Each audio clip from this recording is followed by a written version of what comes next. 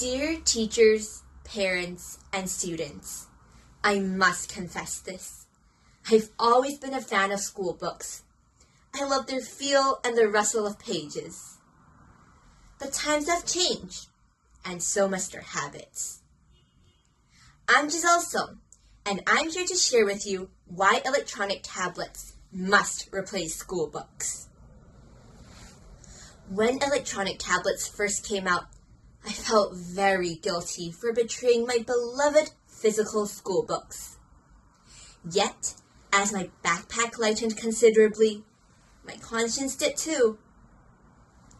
A study done by the Hong Kong College of Orthopedic Surgeons found that a heavy school bag with textbooks weighed 11 pounds.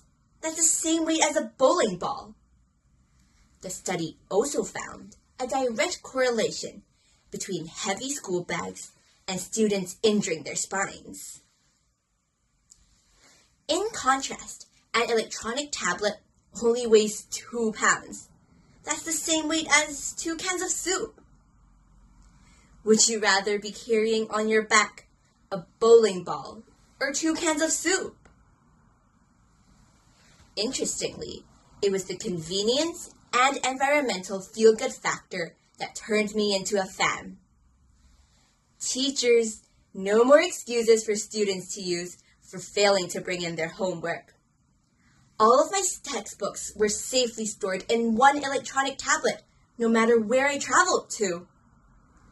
Also, the amount of trees used to produce one textbook versus no trees at all for electronic tablets. Now, I know all you worried parents out there are saying things like, students might get distracted, or they might get eye strain from looking at it for too long. But you don't have to worry about that, because by just a few clicks in the Settings app, you can set time limits, boundaries, and restrictions to any app, and you can even disable some apps as well. By just that, all of your above worries will be gone. My backpack is now lighter in conscience, in convenience, in weight. What's there not to love about electronic tablets? Go paper-free! Go green!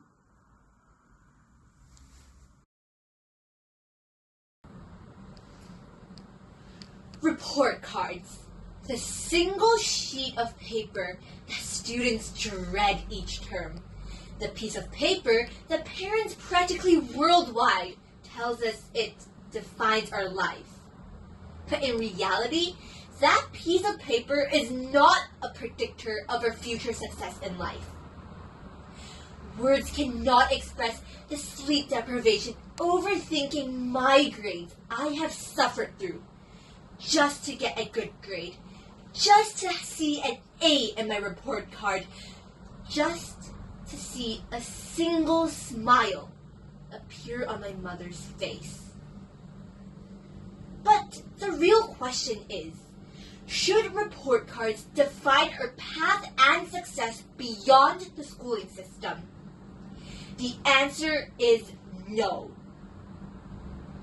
Take J.K. Rowling, best-selling author of 500 million Harry Potter books, and Bill Gates, Microsoft's billionaire co-founder, as an example. They were definitely not your typical straight A students in school.